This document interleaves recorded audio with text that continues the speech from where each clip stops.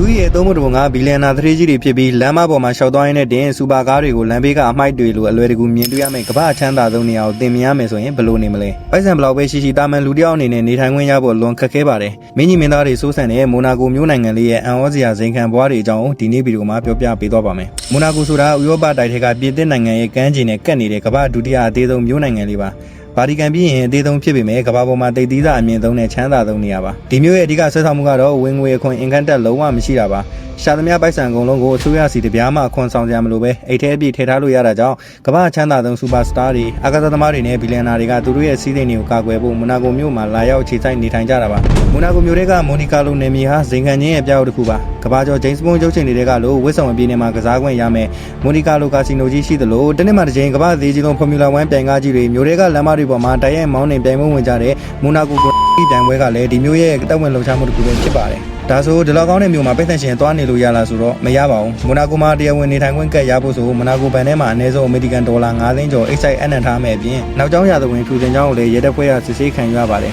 ဒါတင်မကသေးပါဘူးမြေနေရာအရန်ကျင်းလွန်းလို့အိမ်ချမ်းမြေစင်းတော့ကမ္ဘာသေးကြီးဆုံးဖြစ်နေပြီးတာမန်တခန်းတဲ့အပားမှန်အသေးလေးတခုတည်းမြန်မာငွေ3000ချီပေးဝယ်ရတာပါဒါပေမဲ့ရဲရံနဲ့စစ်မြင့်ကင်မရာစနစ်တွေမျိုးနဲ့ရှိနေလို့ကမ္ဘာလုံခြုံဆုံးမျိုးဖြစ်တမန်ခံထားရတာပါမြေပုံပေါ်မှာအဆက်ပြောက်လေးတစ်ခုပဲရှိပေမဲ့ကမ္ဘာစည်းစိမ်ရှိဆုံးသူတွေစုဝေးရမိုနာကိုမျိုးဟာတကယ်ကိုရေးပေါ်စီလူတန်းသားတွေရဲ့နန်းတော်ကြီးတစ်ခုဖြစ်နေလို့ပါပိုက်ဆံတွေအကန့်အသတ်မရှိချမ်းသာလာရင်ဒီလိုအခွန်လဲဆောင်ကြမလို့တဲ့လုံခြုံရေးစိတ်ချရတဲ့မိုနာကိုမျိုးမှာတွားပြီးခြေချနေထိုင်ကြလားကွန်မန့်မှာပြောပေးသွားနိုင်ပါတယ်ကျွန်တော်တို့ဘိုင်းတော်ထပ်ပါနောက်ပြီးတော့မှပြန်တွေ့ကြပါမယ်